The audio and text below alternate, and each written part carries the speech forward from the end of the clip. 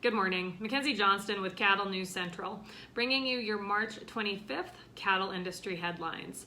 Sponsored by the Cattlemen's Sort of Alpine, Kansas. They're going to be hosting their second annual bull sale tomorrow, March 26th, at the Highland Ranch headquarters near Alpine. They're going to be selling 80 Angus, Simmental, and Sim Angus bulls, along with 20 3 to 4 year old commercial pairs with calves sired by renowned Cattlemen's Sort bulls. If you can't make this sale, you can bid and buy online at DV Auction. And if you've got any questions about the sale, be sure to give Doug Steele a call at 641-740-0121. And be sure to check out the lineup for this sale on their website, thecattlemenssort.net.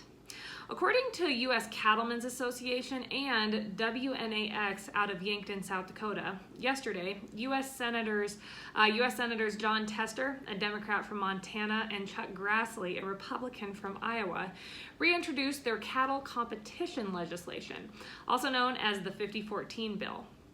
This bill would require U.S. meat processing facilities that slaughter over 125,000 head of cattle each year to purchase 50% of their weekly volume of beef slaughter on the open or spot market. Grassley believes this legislation stands a better chance of passing versus when it was originally introduced last year, because one major opponent, former Senate Ag Chairman Pat Roberts of Kansas, is now retired, and the new Senate Ag Chair seems to be friendly towards this legislation.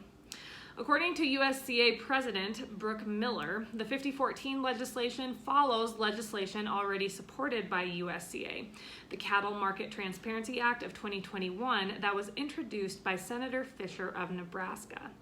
He believes that these two bills, despite their differences, both focus on necessary changes and enhancements to the cattle marketplace. USCA supports both pieces of legislation and will be working with both offices moving forward. Other co-sponsors of this bill include Senators Tina Smith, a Democrat from Minnesota, Ron Wyden, a Democrat from Oregon, Cory Booker, a Democrat from New Jersey, Joe Hoven, a Republican from North Dakota, Joni Ernst, a Republican from Iowa, Mike Rounds, a Republican from South Dakota, and Steve Daines, a Republican from Montana. According to Newsbreak, North Korea may be facing a devastating new famine due to a spike in cow deaths that has the potential to impact the food chain.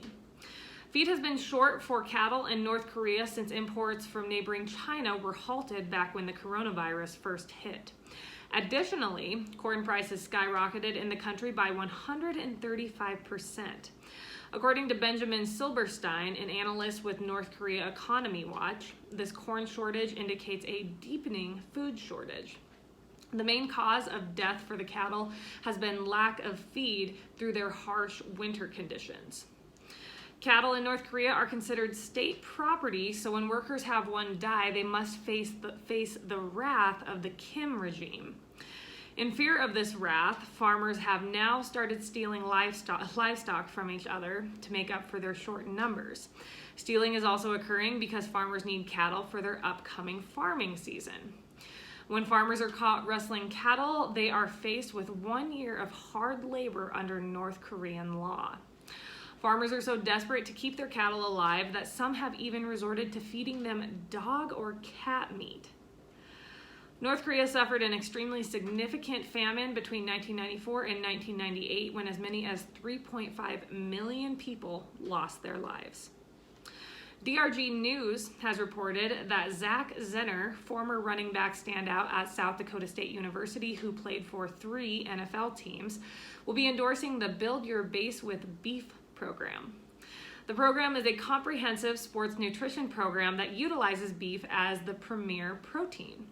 It was developed through a collaborative partnership between the South Dakota Beef Industry Council and Sanford Sports Science Institute. According to Zenner, beef has been essential to his successful athletic career. The program provides the resources you need to have a foundation for a healthful lifestyle, said Zenner. South Dakota Beef Industry Council's executive director, Susie Geppert, is excited to add Zenner to the list of endorsees for the program. She said that the program is exceeding expectations by offering practical and achievable plans that offer athletes and their families tools for recovery meals, meal plans, and recipes. That is all I have for news for you guys this morning. I hope you all have a tremendous Thursday, and I'll see you guys tomorrow morning.